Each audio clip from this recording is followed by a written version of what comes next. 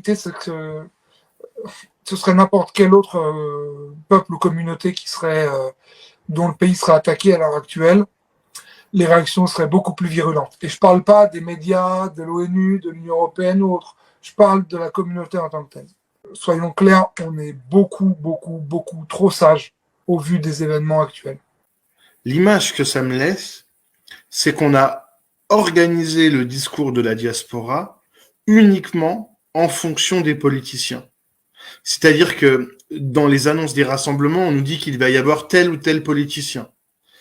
Bien évidemment, il n'y a que les apparats républicains, c'est-à-dire les drapeaux, etc. Et pas de drapeau arménien. Surtout pas.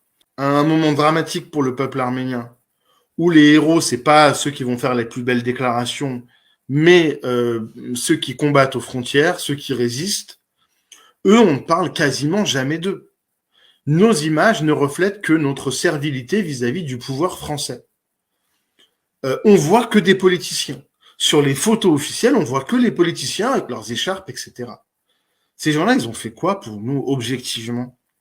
Ils viennent, ils font des déclarations, ils se font élire et puis ciao.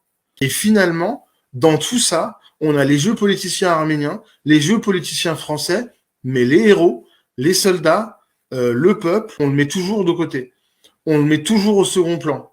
Pourtant, c'est ça qui est principal. Il n'y a qu'un seul héros, c'est le peuple arménien. Il est composé de civils qui tiennent bon et de soldats qui se battent. Le reste, c'est tout. Le reste, c'est que de l'ordre du commentaire.